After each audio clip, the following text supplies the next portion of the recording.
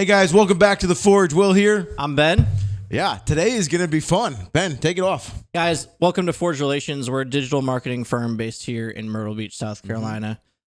We're starting this podcast because we want to provide you guys true value. And we have a couple topics we want to cover, especially coming out of this whole coronavirus thing and how to have a lot of energy. It's been pent up inside, and we are ready to share all these thoughts, ideas, and just craziness with you guys out there. So, Ben. And how to use social media to grow your business now that we've all learned that that's where the marketplace lives, especially like with restaurants and having to figure out what Grubhub is and Uber Eats and all these things that they've never had to deal with before. Instantaneously, everyone had to change. I mean, every company pretty much, if you wanted to survive, you had to just adapt and do whatever overnight, instantly. And if you didn't, you just didn't open up for business. There are so many companies. There are so many companies, you know, in malls especially. I was reading an article that are not going to be able to recover from this because they didn't have the infrastructure. One, they're stuck in a mall, which is tough. Right. But two, they weren't prepared to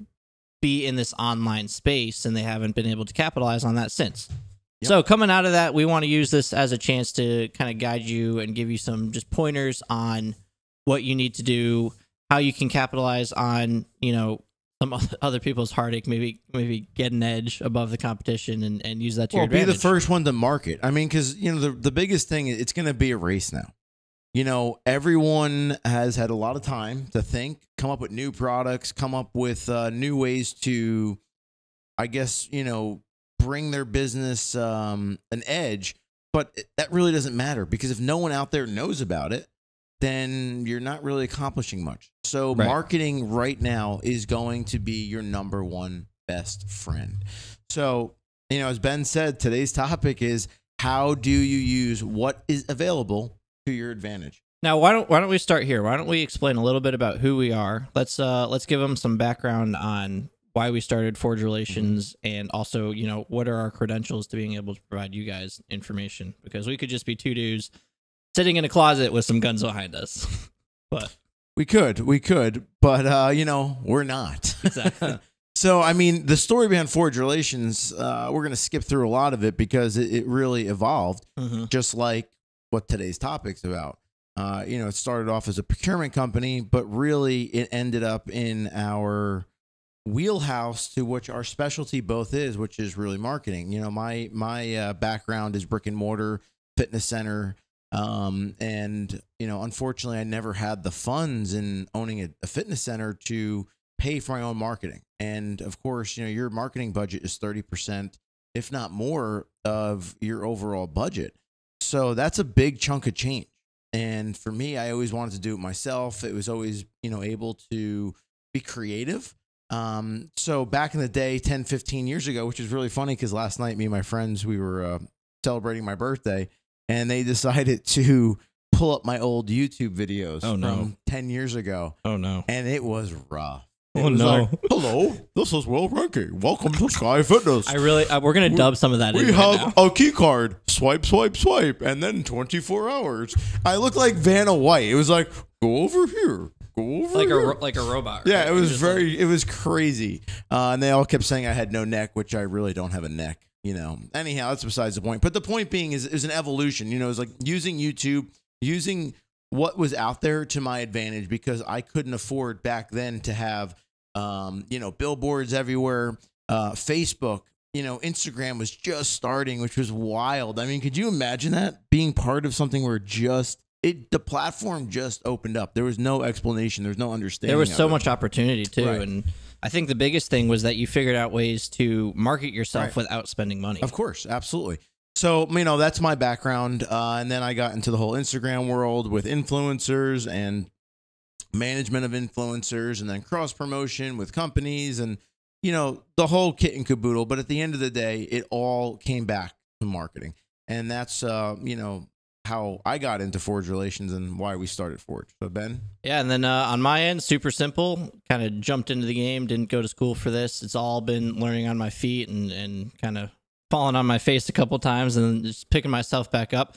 Started on Instagram. That was kind of my main platform. Built up a page with over, well, nearly 2 million followers to date. And Then me and Will met, started I Forge love how he says Relations. nearly 2. You know, it's like 1.8, but he likes It's nearly rounding. 2. We got. I guess I should just start rounding too. It's like, well, I have 11,000. I have 50,000. I'm just gonna round. Go ahead. Sorry. You know, and it was just trial by error and figuring out as we go, and you know, here we are. Mm-hmm. Now we have a lot that we've gone through, and we want to make sure that you guys don't make the same mistakes we have. But the thing about Forge, and you know, this is what we really need to touch on, is there's a lot of marketing firms out there that work in the digital space. Unfortunately, when the whole digital marketing era came up with social media, pretty much anyone with a phone and that could digital marketing experts that could write an email could pretty much say they owned a company.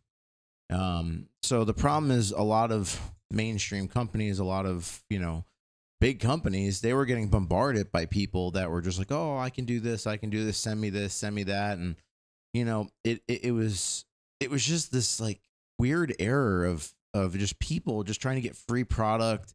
And I'll be honest, Ben and I, product doesn't, if you don't send us the product, we can't do the marketing. Right. Product means nothing. What means something is the relationship that we built, the contract that we both sign, and the check that you send us. And that is what matters, because that is when a real company, where, you know, we're doing business with each other. We understand this is your budget, this is who we are. We have employees, we have people we have to pay, we have overhead, and we're not, you know, 2 people in a basement just doing things on their phone. Or in a closet. Right. So it's a real company, and with that became responsibilities and expectation. So when we were hired to do a project, you know, companies understood that when we would sign something, we would agree to it, those terms would be done. And if they weren't done, there were consequences on top of that.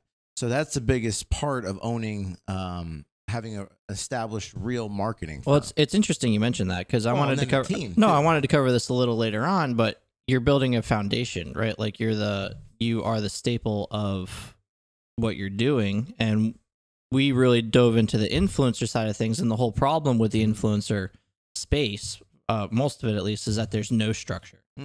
So we wanted to be that foundation, be that structure to that madness. It was like the Wild Wild West out there. And it still is for most of it. It is, yeah. People just go, well, especially when you have micro.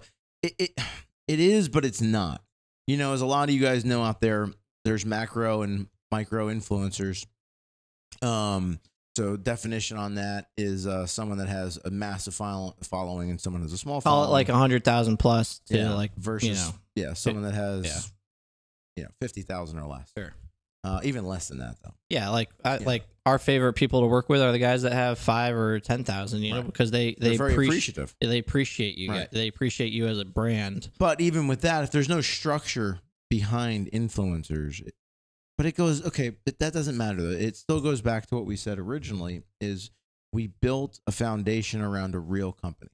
So if it's influencers, if it's, you know, product launch, if it's content, it doesn't matter. The point is there's a structure in place, and that structure is upheld by both parties. So that's pretty much where we need to go with that. Sure. So let's jump on this topic and talk about how you, as a company, and even an influencer, or just someone that wants to starting a side gig, you're trying to make some extra cash right now because everyone's hurting. Take social media to your advantage, Ben. So we all got that stimulus check, right? $1,200. I say leave it in the bank. I didn't get it. Me neither. Yeah. Some of you got it probably. Yeah. So let's talk about free marketing. Let's just say you're just getting started. You have a brick and mortar company. You open up your phone, you create a Facebook account, you create your Instagram account. You've probably had those for a couple of years now, but you've most likely not touched them. That's who we're talking to right now. Even if you have, pay attention. The biggest asset you have is yourself. There's marketing firms like us that can come in and help you out with things, but there's so much before we get involved that you should be doing yourself, such as creating content, being active, interacting with your followers, being a part of that community on your platform, and always being available. As a small business, it's so critical that your audience and your customer base knows that they can reach out to you. And that's how you get to build a brand, and they can begin to relate to you, and their interest in the product grows. Right. So let's kind of go into each one of those little subtopics that Ben talked about. So the first one is creating content. You know, a lot of people say when they first open up, and it doesn't matter what this business, it could be an ice cream shop. So let's do this with an actual example, an ice cream shop. Your facility yourself is your content. So there's never an excuse to go, oh my gosh, I ran out of content. What am I going to post today? It's literally impossible to run out of content because it's your establishment. You're there every single day. You're there every day. So, you know, one, you can break it down into multiple aspects. One, it's get to know who the name is behind the brand. People want to know who's responsible for the establishment that they're going into. Because one, it makes them feel more comfortable, and two, it makes them feel like they're part of something. You're building a relationship with your customer before they even see you, before they know you, because you know they can see what you put in to your brand. Show them not necessarily the heartache, but give them a little bit of the heartache, because we all know as a business, right? We all know as a business owner, it's not easy. If it was, we'd all be business owners, and that would be that. But unfortunately, it's not how it works. So there's days where you wake up, or even when you're getting the business started, you know, you're like, oh man, this is tough. How am I going to do this? Where am I going to put that? How am I going to get that? You can give a little taste of what it's like to be part of that, because that individual, before they walk in, they can kind of understand what you're going through, and it makes them more wanting to just support you in that sense. So and it doesn't need to be negative stuff. Don't be negative. Don't put your feelings out on the platform, especially if you're I'm gonna give a little example really quick. So when I owned the gym, the first 4 or 5 years of owning my gym was phenomenal. You know, I was on top of the world. Everything was amazing. I woke up every day with a massive smile. Never took that smile off.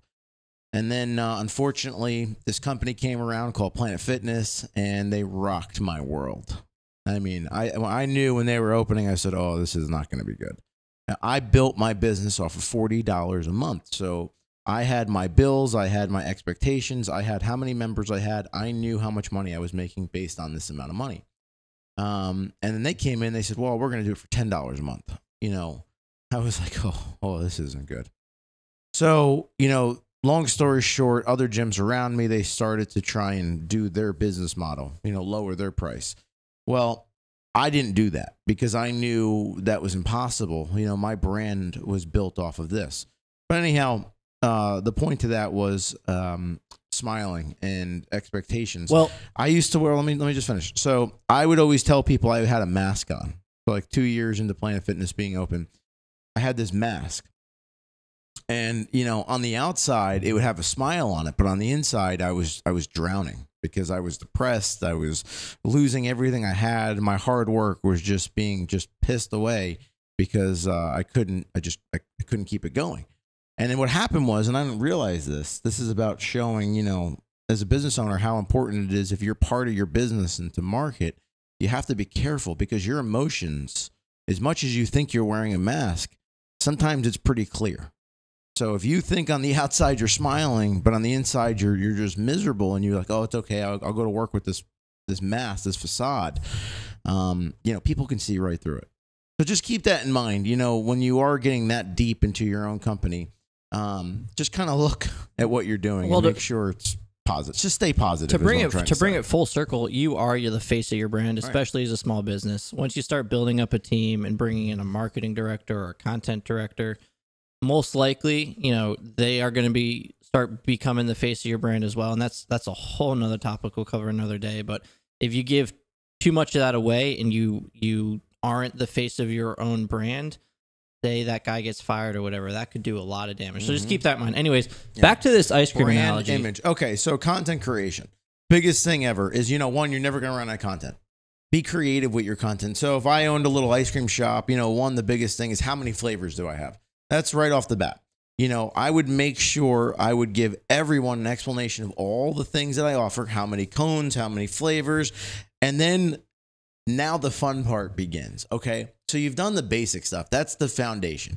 You gave them, you know, your hours. You've explained your hours through videos, had fun little things of a kid coming up to your store and getting ice cream. But now, how do you mix those flavors together? How do you get so creative with ice cream and make it entertaining? How can you take a cone and have 3 or 4 scoops on top of this sugar wafer cone and just have it melt down and create beautiful content with colors and vibrant, aspects of this ice cream being right? Like make someone's mouth water. And you're handing someone something.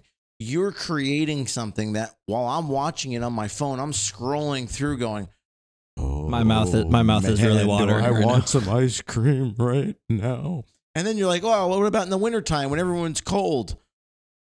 Okay, if it's that cool, I'm still going to want some ice cream. So you see what I'm saying? Well, and here's the other thing. Don't overthink it. You know your business best, and you don't need all the fancy camera gear. No. You don't need like the crazy lighting setup or a fancy mic. Just jump on your phone and put content out. Do it. Create it. That is okay. That out of all the piece of advice that we could ever tell anyone out there, just create just content. Do it. Because if you think about it, if you write it down and you just contemplate what you're going to do, you've wasted time not actually doing it. Or thinking you can't do something because you don't have this fancy gear Right. or you don't have the knowledge. Just pull out your phone and go to work. Mm-hmm. Take a photo. Start there. Work your way up. You're not going to be an expert out of the gate by any means. No, none of us are. No, it's trial and error, especially your own business, right? It's all trial and error. Yeah, and here's the other thing too. Let's say you make a video or you do something fun and it goes viral. Don't have expectations that that's how it's going to be from here on out. Mm-hmm. Just because you have one doesn't mean anything. But that one gives you a really good boost of confidence to keep going. And do not be discouraged, because what's going to happen is one day you post something, it's going to do great. Another thing you could do bad. It's just this roller coaster ride. But the word that you need to remember and never, ever forget is consistency. So whatever platform you're on, which should be all platforms, you need to be consistent. That is how it's actually going to work.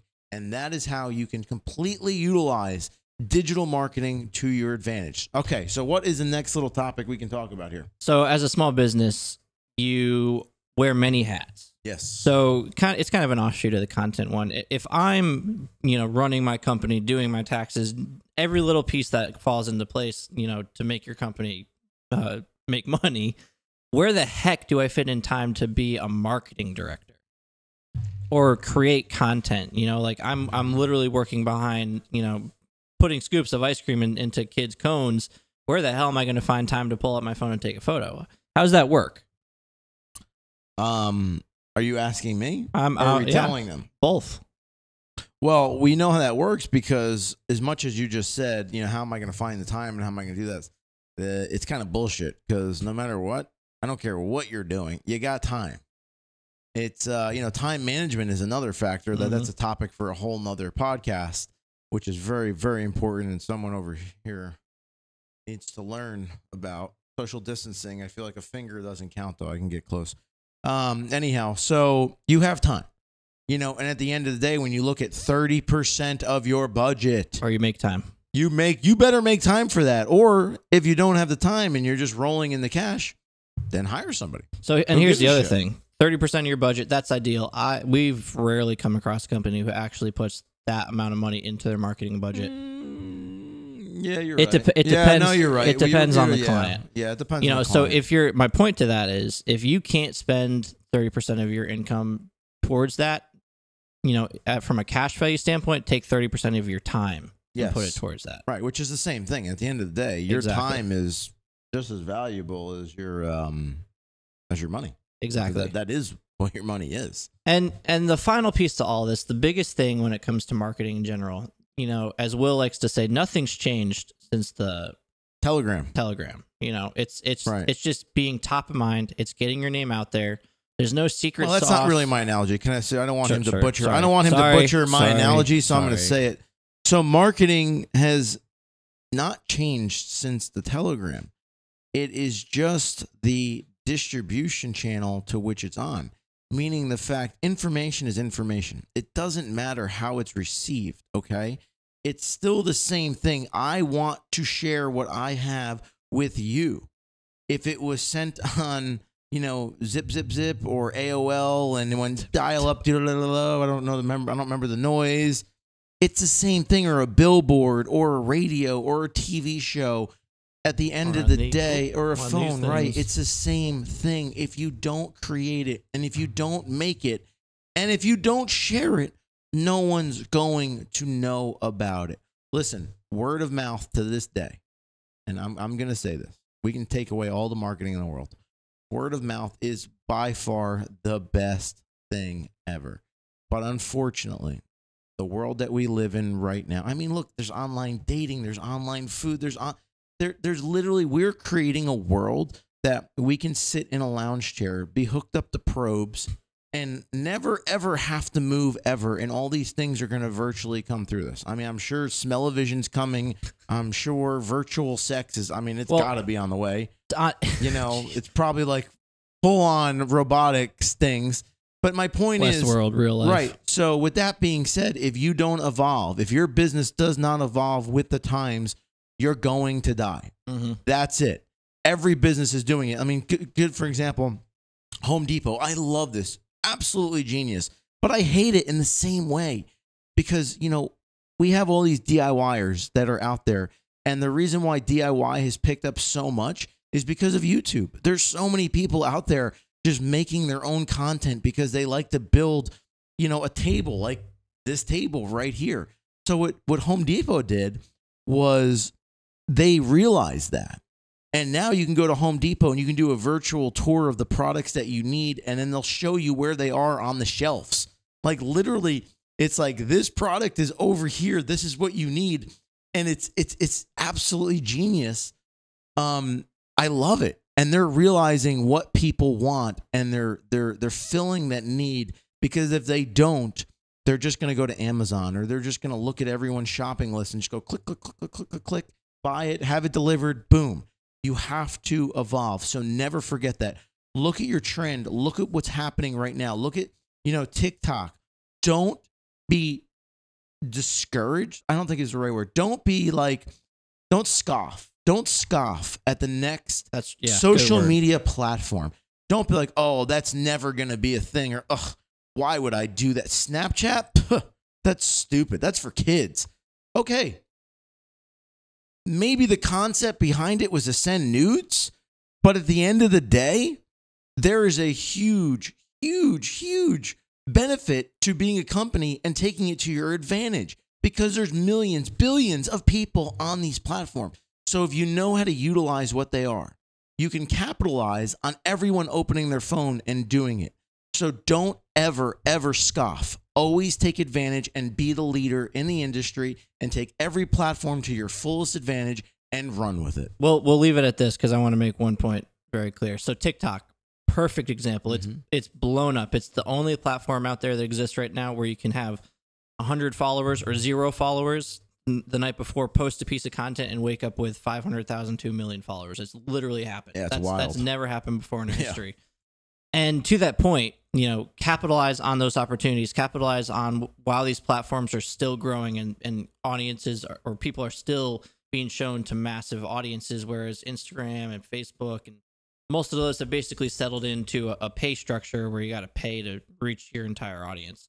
And to that point, like Will said, just do it. Mm-hmm. Just do it. But anyway, guys, I hope this was rather informative. We'll be doing a lot more of these. We got a whole bunch of topics we want to cover, from diving into the specifics of content creation to influencers and influencer management and just that entire universe. And, I think we're going to start an entire series on how you can use social media to your advantage as a brick and mortar. And then also if you're focused online, or if you're brick and mortar, how you can move online, etc. There's so much we can talk about. So much we can talk about. Tomorrow we'll be back with another topic, and look forward to hearing from you. So that's right. And any questions, anything you would like us to talk about, just drop us a comment or send us an email. All the contacts in there, and we're out. See you next time.